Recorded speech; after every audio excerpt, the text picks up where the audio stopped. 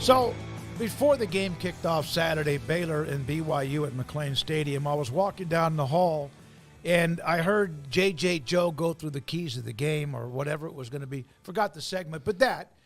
And I think the first thing he may have said, and J.J.'s on with us now via the video link, was turnovers. And J.J., I think it was the first offensive snap of the game. They're already down 7-0, and there's a turnover. And it's like, oh, my God, J.J. has got to be going, my goodness. You played there. You've broadcast for them.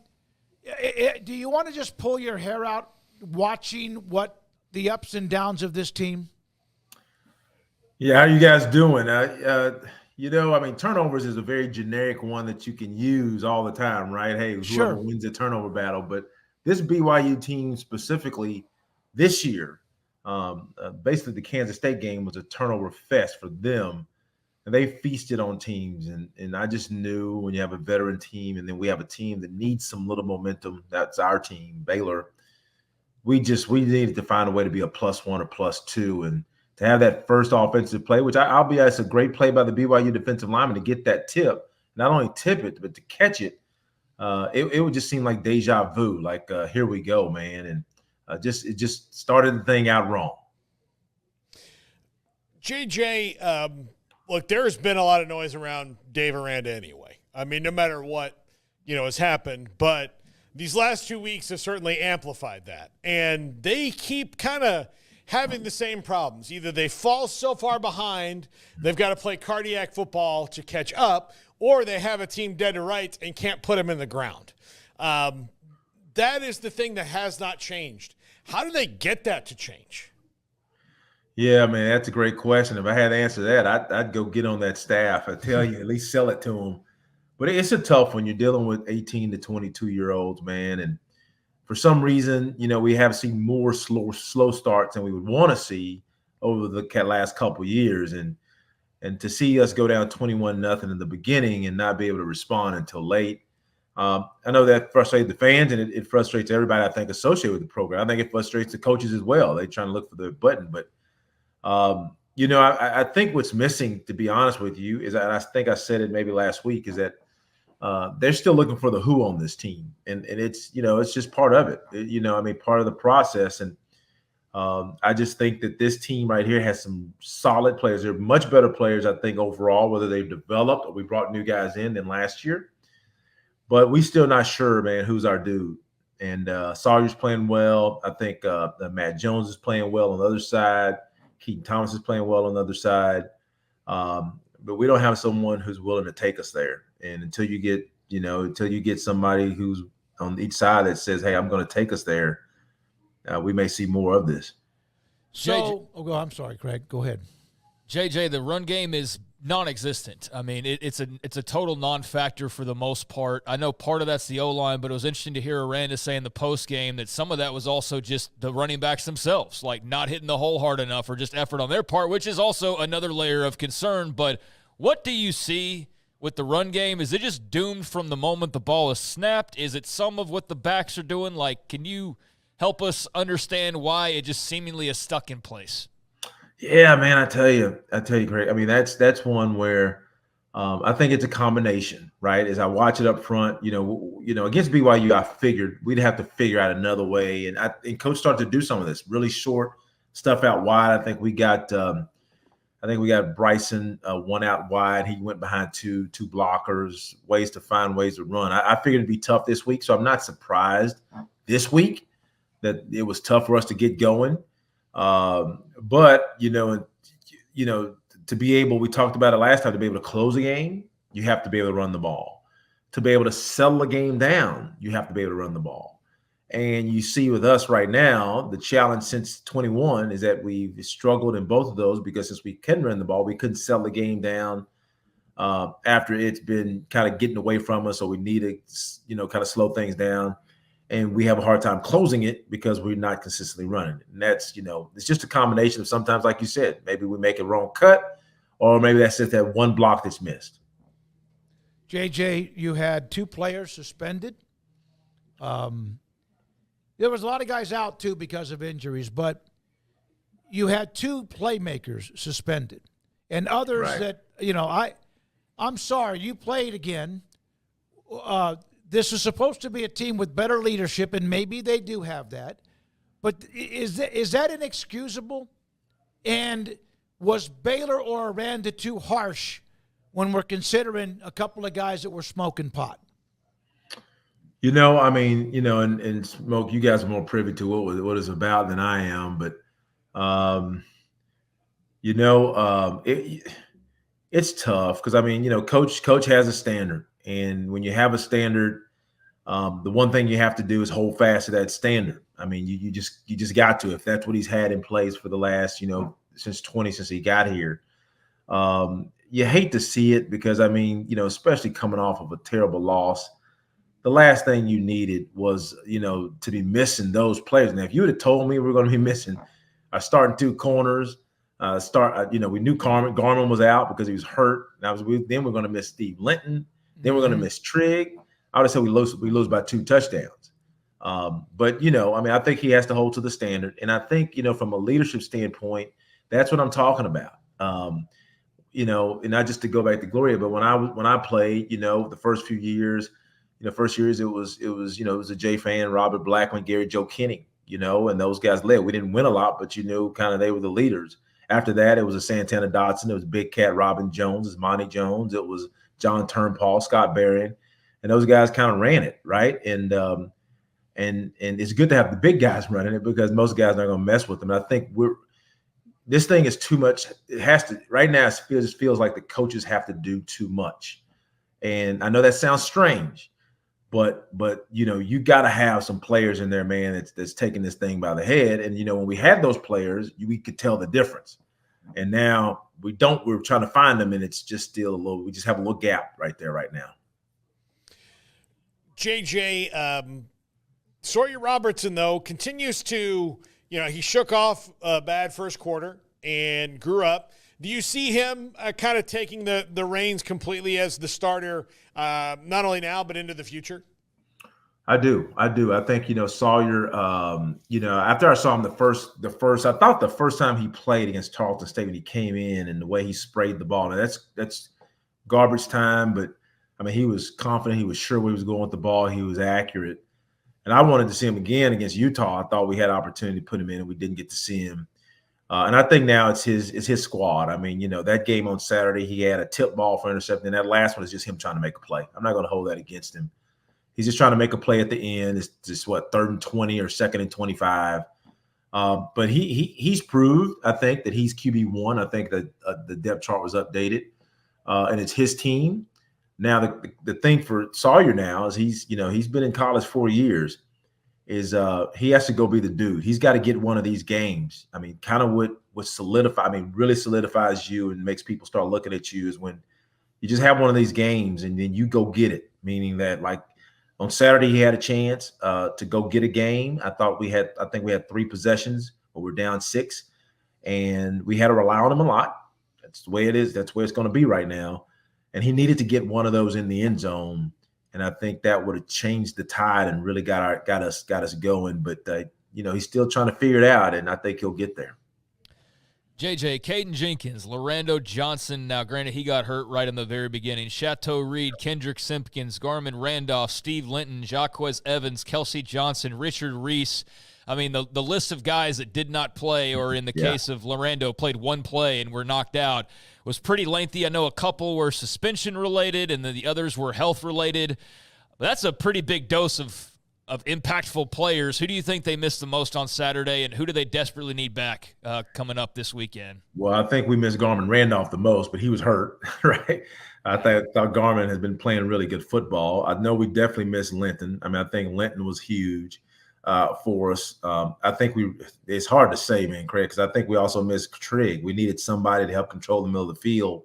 And Sawyer was throwing the ball really well. I thought that would have really helped our passing game, having a big body and Trigg. So, for the guys who didn't live up to the standard, man, you got to put your big boy pants on and take this one in the chin. You ought to be in front of a camera, admitting what you did, and saying, "Hey, it won't happen again." Because ultimately, I think this game was lost really not on the guys that were hurt. I don't think it was lost just based on the guys we missed from maybe them not living up to the standard that's set. So I wish I could be more clear, but I mean, I think a combination of maybe even a couple of those guys. And I thought we struggled early with the corners. I thought because we had two guys playing who hadn't played a lot, so we missed Caden and Lorando Snacks. But I think missing those other guys in the middle, like I mentioned, I think that really impacted us on Saturday. What is their identity? Yeah, I mean, I think if you ask me, and this is not being crass a little bit, but I think they're a team of almost. And I've been on a couple of those teams, so trust me, I'm not knocking you. And I've been on a few almost teams. Matter of fact, most of my teams I was on was a team of almost. We almost did this, and only people who can change it is them. I mean, right now they'll be one of the Baylor teams that was an almost. JJ Joe, former Baylor quarterback, Baylor Radio with us on 365 Sports. JJ, have you got to watch much of Iowa State? I know you've been to Ames before, so factoring that into what they face this weekend, what are your thoughts about the Bears and the Cyclones? Hey, it'll be another Big 12 game. I mean, I feel like in all these games, I think we're 13-point dogs, man. I think I looked at it. I really don't know what to expect, but I mean, because you never know. But I don't expect us to lose by 2 touchdowns. Iowa State's good. They play really good defense. I try to watch some of that Houston game, and Houston's just really struggling now, so I couldn't stick in there. I had to flip over to one that was a little bit more competitive. But I think Iowa State they're gonna play traditional good, Campbell type football. They're gonna be good defensively. Offensively, I think they're doing enough. They've shown they have that grit to this year now. It seems like they're winning those games. They beat Iowa early. So it's going to be a tough one. It's hard to get a win up there. It's going to be night. It's a night game. I don't know what the weather is yet, but it's another game that if we have all our guys, I would not be surprised if we won the game. That's the funny thing. And I would not be surprised if we went down 21-0 and lost by 7. I mean, that's the strange thing. Because, I mean, it would not shock me if we went to Iowa State and won. That's the weird thing. Yeah, it's just they tease you a little bit, and then you can just go, my God, who are they? And that was kind of a combination of the last couple of weeks. JJ, thank you very much. Good luck. Be careful in Ames. Have a great broadcast, and thanks for your time as always. Thank you, guys. That's JJ Joe with us on every other Monday. Ricky Thompson is every other Tuesday, and their thoughts based on the broadcast, former players, and where things are right now. By the way, the comments, the thread, we have Phil Bennett coming up around the corner, the one about I'm tired of it. 365 Sports weighs in on the state of Baylor football. That segment is up in the forum section of Sic'Em365.com. Yeah, you're not going to hear me, though, sit here and beg for this coach or that coach. I'm not going to do that. I'm not begging for anybody to lose their job. I think there's a lot of people that do that and don't really think twice about it, and I understand that it's warranted. There's a reason to feel that way, but you're not going to catch me just outright demanding a firing. I don't know about you guys, but that's just not my style. No. But do I think there's absolutely enough ammunition to go that direction if you so choose, and if that's the right direction to go? Yeah, absolutely. I mean, this is apathetic football, folks. There's everything that you get excited about gets extinguished almost immediately afterwards, right? Every time you get pumped up for a big game, you're left disappointed. Every time you show up to McLean Stadium for a good opponent, you're disappointed. It's been ongoing now for 2 years, and really longer than that, because the 6 and 7, they made a bowl game of that, but they had the 6 early on, and then all the 7 were mostly in the second half, and started what's now become 2.5 years, nearly 3 now, of almost nothing but losing, except for Tarleton State. Except for Air Force. But they already got you the first time. They helped contribute to this. So that was just payback because Air Force already embarrassed you. So, the comeback versus UCF. How long are we going to hang on to that? The first year they're in the league and a team from the American? Yeah, you should beat them. The fact you had to come back for multiple touchdowns to win that game in Orlando, hey, that was cool, but the 5 more opportunities, Colorado, BYU, that you've had to do similar, you haven't done it. There's just nothing that's tangible with this team. It's all hope and promise and what could be. But, at some point, it's got to be what it is. And what it's been for a really long time is just a bunch of pretty talented players and coaches who have not been able to find a way to show up to the big moments and have no idea either how to start games, finish games, or in the case of BYU, do either one of those. And it's just like, how long are we going to do this to where it's like, I love Dave Aranda. I think he can be a hell of a coach. I think he has been at times. But something's not working, man. And it can't always be like, well, we're young. So is everybody else at times. And that's up to you to go and figure out how to attack the transfer portal and address some of that. But, like, the thing that gets me is, how is the offensive line this freaking bad, man? You have no chance. You have no run game. You got a quarterback that all he can do is run around and throw the football around because you have no ability to run the football outside of maybe a keeper here and there.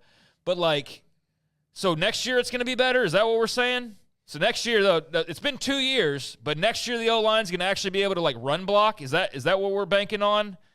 Because I'm just kind of tired of banking on things and just, okay, well, we'll hope that that's the case.